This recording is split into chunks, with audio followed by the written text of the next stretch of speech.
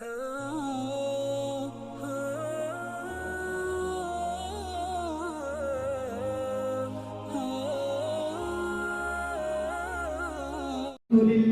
وحده والصلاة والسلام على من لا نبي بعده أما بعد فأعوذ بالله من الشيطان الرجيم بسم الله الرحمن الرحيم إن الله لا يغير ما بقوم حتى يغيروا ما بأنفسهم صدق الله ومولانا العظيم.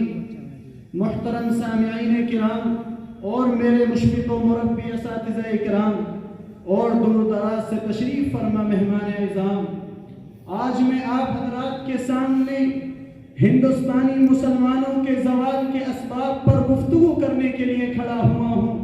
اللہ تبارک و تعالیٰ سے دعا ہے کہ اللہ تعالیٰ مجھے صحیح کہنے اور ہم سب کو اس پر عمل کرنے کی توفیق نصیب فرمائے. محترم سامعین کرام، ہمارا یہ وطن ہندوستان جو ساری دنیا میں مشہور ہے، آج طرح طرح کے مسائل سے دوچار ہے. مختلف تہذیبوں کا گہوارہ، قوموں کا مسکن، مختلف زبانیں بولنے والے، قسم قسم کا طرز زندگی اپنانے والوں کا یہ وطن، سرسبز و شاداب باغوں کا دیش، آج ایسے مسائل میں گرفتار ہے کہ قائدین کی قیادت، رہنماؤں کی رہنمائی اور عقل مندوں کی عقلیں حیران و پریشان اور حل تلاش کرنے میں ناکام ہیں. محترم سامعین کرام، مسلمانوں کو اپنے وطن سے محبت ہے، اس کے ذرے ذرے سے پیار ہے. وطن کی مشکلات، وطن کے مسائل اور دشواریوں کا مسلمانوں کو دکھ درد ہے، لیکن آج ہندوستانی مسلمانوں کو یہ کہہ کر سزایا جاتا ہے کہ پاکستانی ہوں، اور کبھی مدارس اسلامیہ کو دہشت گردوں کا اڈا بتا کر مسلمانوں کو اور علماء کرام کو پریشان کیا جا رہا ہے، اور کبھی بابری مسجد شہید کر کے رام مندر بنا کر مسلمانوں کو اذیت پہنچائی جا رہی ہے، اور کبھی مسجدوں میں مسلمانوں کو روک کر ان کے قلوب کو مجروح کیا جا رہا ہے، اور کبھی مسجدوں میں لاؤڈ اسپیکر سے اذان دینے سے منع کیا جا رہا ہے. حالانکہ ہندوستان میں مسلمانوں کی سب سے بڑی اقلیت ہے، لیکن اس کے باوجود آج ان کی حالت یہ ہے، ان کے چہروں پر چھائی مایوسی دیکھی نہیں جاتی.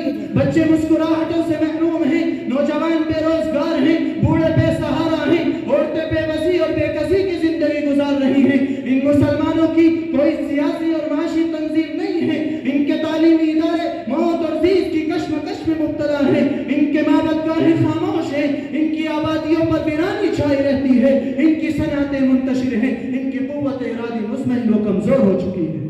دوستو، ہندوستانی مسلمان پورے ملک میں پھیلے ہوئے ہیں، ملک کے ہر گوشے میں آباد ہیں، یہ زندگی کے ہر شعبے میں داخل ہیں، یہ ہر صلاحیت کے مالک ہیں. ان میں قوت و فکر کی کمی نہیں ہے، ان میں علم کی کمی ہے نہ عمل کی. لیکن اس کے باوجود آخر یہی مسلمان جو بہترین ڈاکٹر تھے، اس کے اندر بہترین تعلیم تھے، بہترین ماہرین تعلیم تھے، سیاستداں تھے، حکمراں تھے، تاجر تھے، صنعت کار تھے، شاعر و ادیب تھے، ایڈیٹر و صحافی تھے، حکومت کے مشیر و سلاکار تھے، افسر اور بابو تھے. ان کی آنکھوں میں عقاب جھانکتے تھے، ان کے چہروں پر سورج دمکتا تھا، یہ شیروں کے پنجے مروڑ دیتے تھے، یہ آسمان کی طرف دیکھتے تھے تو ستارے خوفزدہ ہو کر آنکھیں بند کر لیتے تھے. عزیزان گرامی، لیکن یہ سوال ہے کہ ہندوستانی مسلمان کیا ہوئے احساس برتری میں سرشار، احساس کمتری کے دلدل میں کیوں پھنس گئے؟ یہی مسلمان جو کل طوفان سے ہنستے کھیلتے ٹکرا جاتے تھے، آج ہوا کے معمولی جھونکے سے کیوں گھبرا جاتے ہیں؟ یہ مسلمان جو موت کی آنکھوں میں آنکھیں ڈال نہیں زندگی سمجھتے تھے، آج موت کے تصور سے ہی کیوں پریشان ہو جاتے ہیں؟ یہ مسلمان جو ہر مصیبت کو مسکرا کر برداشت کرتے تھے، آج بعد سرسر کے ایک ہی جھونکے پر ٹھنڈی سانس کیوں بھرنے لگتے ہیں؟ ایسا کیوں ہوا اور ایسا کیوں ہو رہا ہے اور ایسا کب تک ہوتا رہے گا؟ اس کا جواب یہ ہے کہ یہ اس لیے ہو رہا ہے کہ ہم نے قرآن کے درس کو بلا دیا، اطاعت خدا بندی چھوڑ دی، صوم و صلاۃ کو کنارے لگا دیا، سنت رسول اللہ سے منہ موڑ لیا.